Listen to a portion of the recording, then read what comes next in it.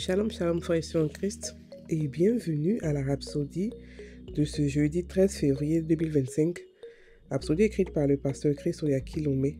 La lecture vous est offerte par les vérités de l'Évangile. Le thème d'aujourd'hui est Amour et justice. Et le verset est pris de Romains 5, verset 17, qui nous dit « Si par l'offense d'un seul, la mort a régné par lui seul, à plus forte raison, ceux qui reçoivent l'abondance de la grâce et du don de la justice régneront-ils dans la vie par Jésus-Christ seul. » Alléluia.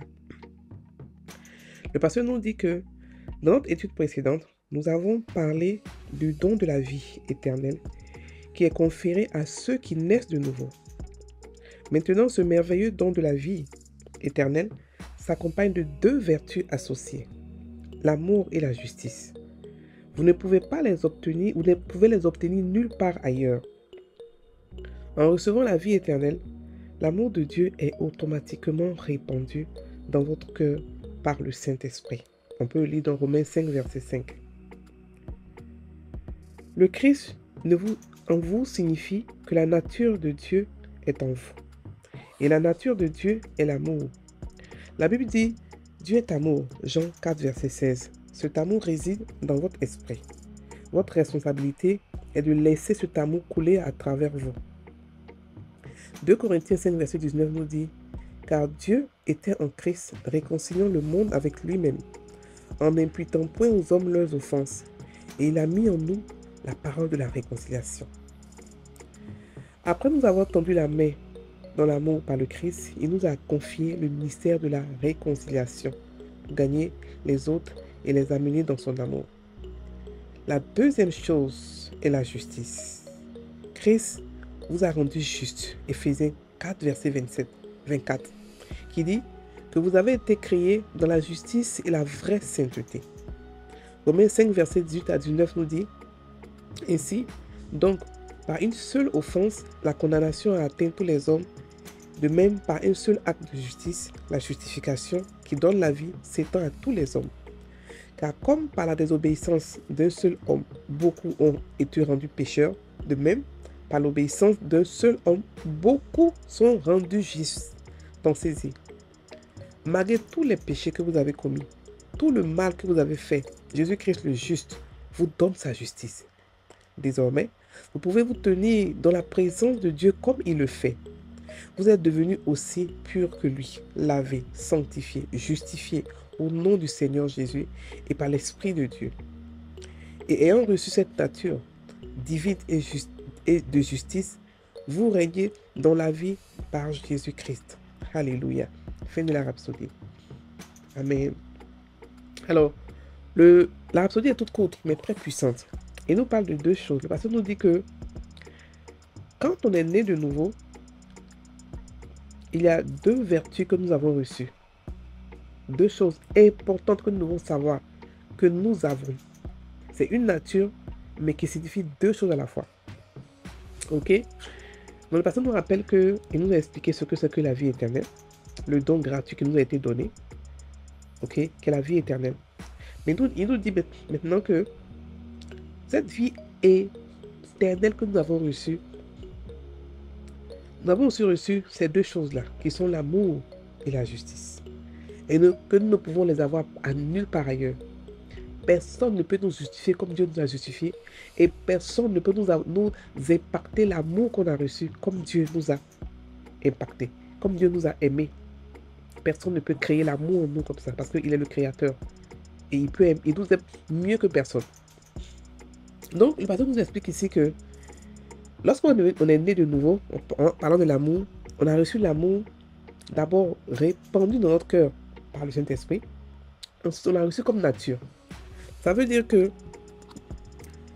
tout ce qui nous concerne, c'est l'amour. L'amour coule en nous et l'amour est nous. Est-ce que vous comprenez? La nature qu'on a reçue, la même nature que le Père. La Bible nous dit que le Père est amour.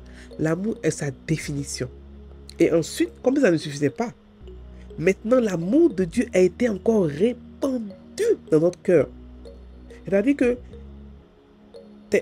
tu es amour et tu as l'amour en toi. pour ne même pas que nous puissions rater l'amour, pour ne même pas que nous puissions ne pas agir sans l'amour, parce que Dieu est amour. Et la meilleure manière de définir Dieu, c'est qu'il est amour et l'amour aussi dans son cœur. Et c'est pareil comme nous. Il nous a fait exactement comme lui. L'amour est notre nature et l'amour est notre respiration. L'amour coule de nous, l'amour sort de nous. Quand on parle, c'est l'amour qui sort. Mais cet amour-là, non seulement c'est une nature, mais c'est à nous de le laisser couler. C'est pas parce que l'amour est en nous que automatiquement on aime. Non. L'amour est en nous, mais on peut décider de ne pas l'utiliser. Donc, elle doit se faire de manière intentionnelle. Quand tu es conscient de l'amour, c'est là que ça coule. Quand tu es conscient de l'amour, c'est là que tu commences à marcher, parler amour, agir amour naturellement. Ok, c'est comme ça que le pasteur nous dit que c'est nous, notre responsabilité de laisser cet amour couler à travers nous. Ok. Maintenant, le pasteur nous rappelle 2 Corinthiens 5, verset 19, qui nous dit que car Dieu était en Christ, réconciliant le monde avec lui-même, en n'imputant pas aux hommes leur offense, et il a mis en nous la parole de la réconciliation. Donc, ce que Dieu veut, cet amour qui a été répandu en nous, il veut que nous puissions le répandre aux autres. Il veut que nous puissions aussi réconcilier la même manière que nous on a été réconciliés. Il veut que nous aussi nous puissions réconcilier le monde avec lui-même. Donc, c'est pour cela, c'est une raison pour laquelle l'amour a été répandu dans notre cœur. Pour que nous puissions être la main tendue pour gagner des autres, pour gagner les âmes.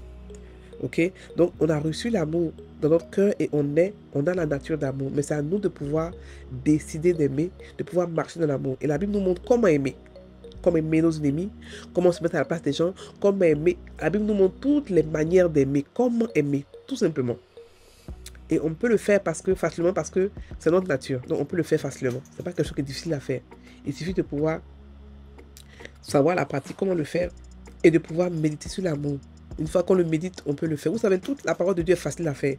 La clé, c'est la méditation. Une fois que tu médites sur quelque chose, tu peux le faire naturellement. Ok? Comme ça, la Bible nous dit que dans Josué 1, verset 8, que celui de la loi ne se lave point de ta bouche, médite le jour et nuit, afin d'agir fidèlement. Ou pour agir fidèlement. Donc, on est capable de pouvoir aimer fidèlement en méditant sur l'amour. Tout simplement. Ok? Et la deuxième chose que le pasteur nous parle, c'est la justice de Dieu. Il nous dit que on est devenu juste par sa justice. Ok? Et notre verset d'ouverture a été pris qui dit que comme par une seule offense, la condamnation a atteint tous les hommes, de même, par un seul acte de justice, la justification qui donne la vie s'étend à tous les hommes. Ok?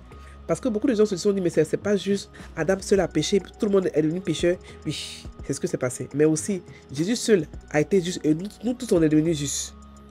Ok? Voilà. Tout le monde, la justice a été disponible pour le monde entier. C'est pareil. Par un seul, la mort a régné, et par un seul, la justice règne. Donc aujourd'hui, tous ceux qui ont péché avant, tous ceux qui étaient désobéissants avant, on a rendu obéissants par Christ. Ce que les gens ne pouvaient pas faire avant, ce que les Israéliens ne pouvaient pas faire avant, qui était difficile pour eux d'être obéissants à Dieu, par Christ, il est possible de le faire. Parce que pour être obéissant à Dieu, il faut avoir la nature de Dieu. Sans la nature de Dieu, il est difficile pour toi d'être obéissant.